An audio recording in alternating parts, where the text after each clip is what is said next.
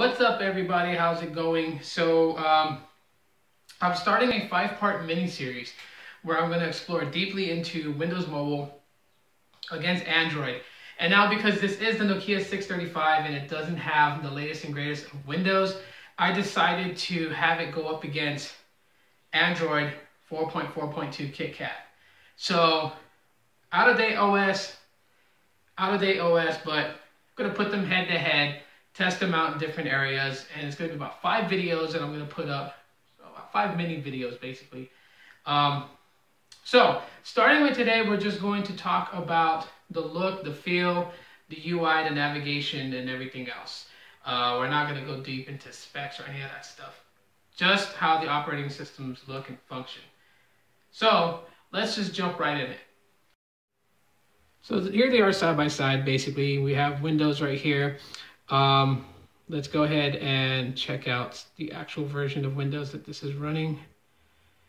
And let's see if I can navigate through. I haven't used this phone in a while, so let's see.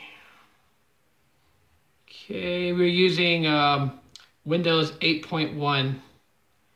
So that's the version that we're using on our Windows phone. And then for Android, we are using, I believe, 4.4.2. But let me just go ahead and check that real quick just to make sure that it is what it is. Actually, it's 4.4.4 KitKat, so mistaken there. Okay, so those are the 2 versions of the operating system that's being run right now. Let's go back to the home screen there. Take it back to the home screen right there.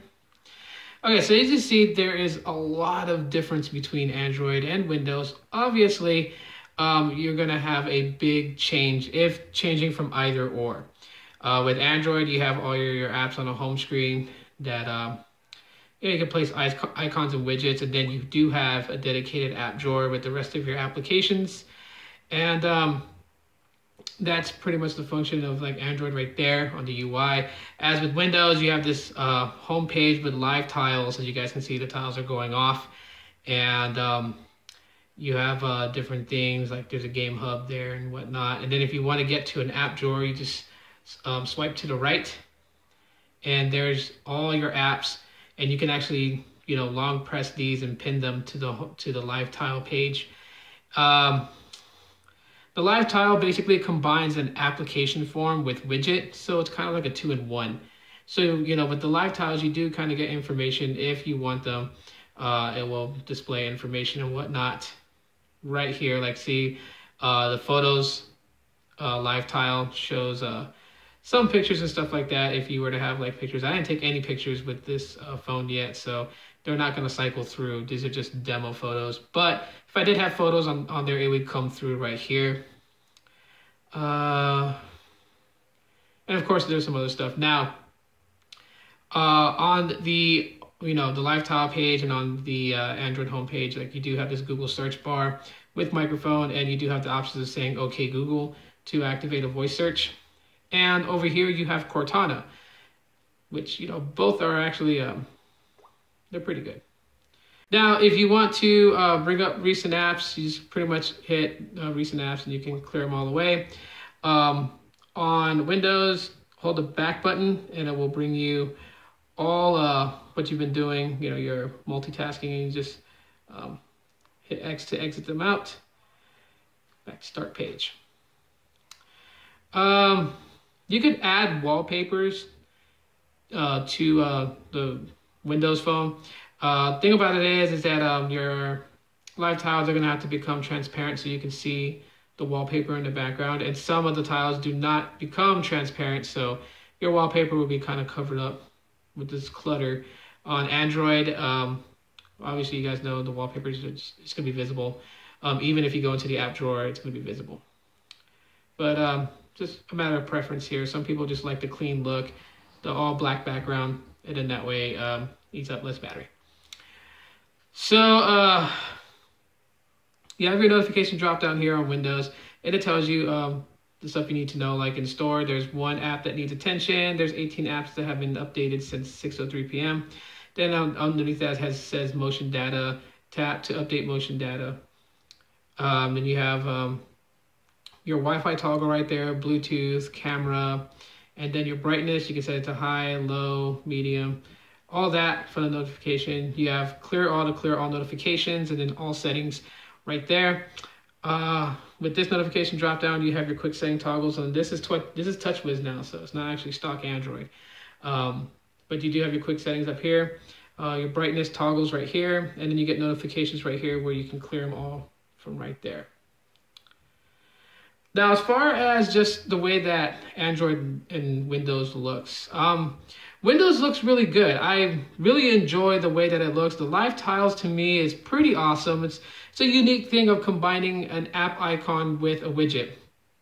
Really, really stellar idea for Microsoft to do.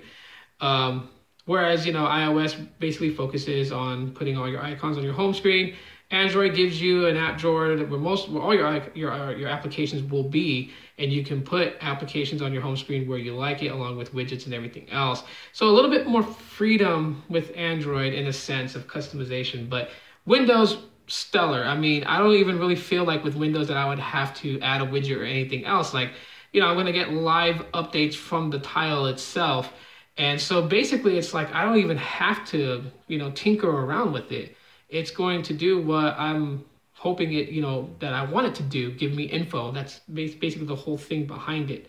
Whereas with Android, you have apps, you have widgets. So if you want, you know, information given to you straight from the home screen, apply a widget.